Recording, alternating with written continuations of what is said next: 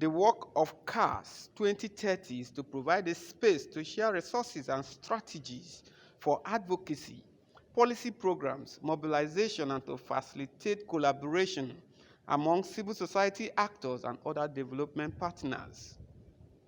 Other thematic areas of focus are accountability and governance, monitoring of SDG implementation at all levels and its impact.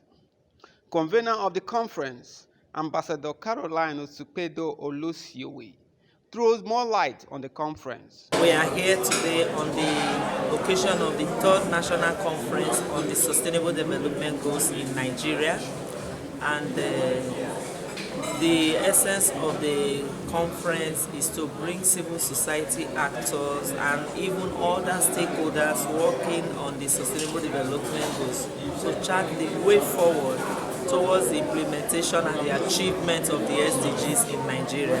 The activities started 2 days ago, and yesterday we have an innovative aspect of our program, which is the first national football tournament on the Sustainable Development Goals, where we have the 17 teams that represented the 17 Sustainable Development Goals. And the tournament was a five-a-side tournament which was played, and lo and behold, we have Goal 5, which is the gender team, coming first. And you witnessed the award ceremony this evening that they were awarded with their prizes also here this evening. So we have speakers. This conference was in partnership with the Office of the Senior Special Assistant to the President on SDGs, and then the Directorate of SDGs in Delta State and the United Nations Development Program. We had some award ceremony today. We recognize the good work that the Office of the Senior Special Assistant to the President on SDGs is doing, and she was awarded the SDG Icon of the year. She also expressed her view on the implementation of SDGs in Delta State. Achievement. I know the Delta State is achieving Goal 5 because they are working so much on sexual and domestic violence in the state. He has created a lot of institutions to tackle that. Even the issue of human trafficking is being tackled. They all fall within the sexual and domestic violence issues. So Goal 5 years is good, but they need to prioritize their goal. Like when they were speaking, they said, we cannot achieve all the goals. That is just the truth of the matter. If we look at if we want to achieve all the goals, then we are deceiving ourselves. We must streamline as a state which goals we want to work on and we want to achieve. And what are our priorities? It is even our priorities that will make us.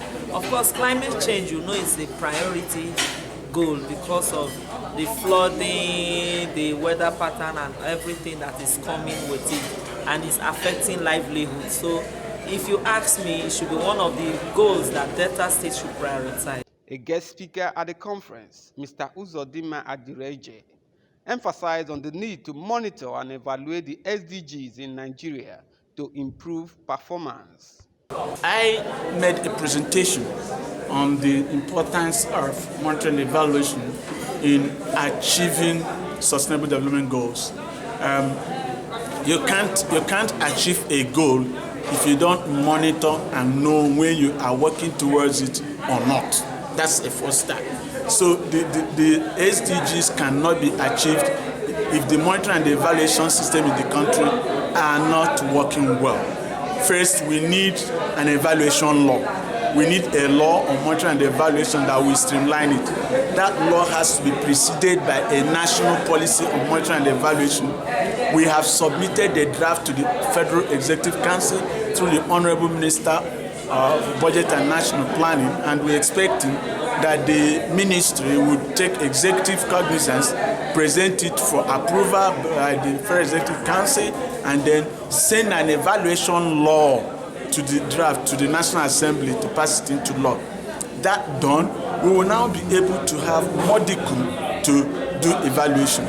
However, in its absence, and because evaluation is very important, we need to streamline, we need to strategize on ways to ensure proper monitoring of every project, the truth is that every endeavor you are embarking on now is contributing to the SDGs in one way or the other. So these efforts, these interventions have to be documented as much as possible and monitored to ensure that they are being implemented the way they are planned, that resources are deployed where they are meant to be deployed, that people who are supposed to deliver on some sections of the interventions do so as and when to. As that monitoring process goes on, you begin to use the monitoring process in order to review and make sure that the project is going according to plan. Then when the project is through or at intervals, you need to evaluate these interventions in the SDGs to ensure that they are in line and generate evidence from them in order to improve on performance. So that is very important. Get the project. There is a needs assessment that have to be done to address all SDGs based on baseline data that are already available, directly or indirectly. Projects are embarked upon and monitored well in order to ensure appropriate implementation. The projects should be finished, diligently reported upon and evaluated using appropriate data and indicators to ensure that project intervention objectives targets are accomplished, and then the evaluation will now make recommendations that are evidence-based, and these recommendations have to be taken in by stakeholders, government and partners and society and business people, and be applied and deployed to projects in order to make it work, so that with it we can achieve the SDGs. Respectively, spoke on the impact of the conference on their capacity. The program is a welcome one in the sense that it talks about the SDG, the effective implementation, how it can be implemented, and the need for REIT at this time in order to meet up the global demand, which is the Agenda 2030.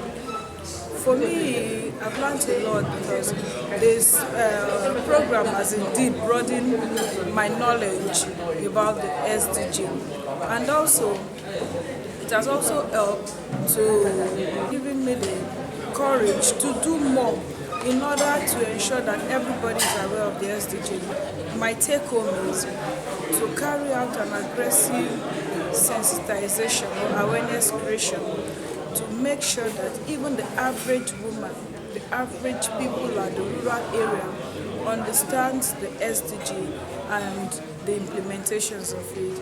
And also through the media, also to break it down to our local dialect. That's why we're talking about localizing it. To break it down to our local dialect so that the average woman who is at the village will understand the SDG and how it will be useful to us. And also number two is to build, and that's what we are doing here. There is need for an increased capacity building for CSOs and other networks in order to strengthen the SDG mechanisms through the monitoring and evaluation process, in order to ensure that there is thorough monitoring and evaluation of the SDGs so that it gets to those who really need it. SDG tournament that was held yesterday, and of course the conference today, and it was purely on localization of SDG through sports, and the conference topic was building better from the COVID-19 and harnessing the impact of that COVID-19 to build better on SDG implementations. And it was actually a wonderful conference because a lot of people shared ideas, and my take home was actually what the Nigerian government has been able to do. That is on the voluntary national review, which they did on their own, their impact so far, which was on SDG 3 and 4. And also, I am taking home again the monitoring and evaluation of this SDG, because sometimes we do not actually understand that we need to monitor what the government is doing, what the private sectors are doing, what the different civil society organizations and NGOs are doing to drive and promote sustainable development goal in Nigeria. So I am taking home that position that it is an integral part of the sustainable development goal and the achievement of it, to monitor to what extent we have been able to achieve these goals. It is expected that the decisions and outcomes of the conference issued in a communique will help government accelerate actions in the implementation of the SDGs in Nigeria. Charles Kosipri for Quest News.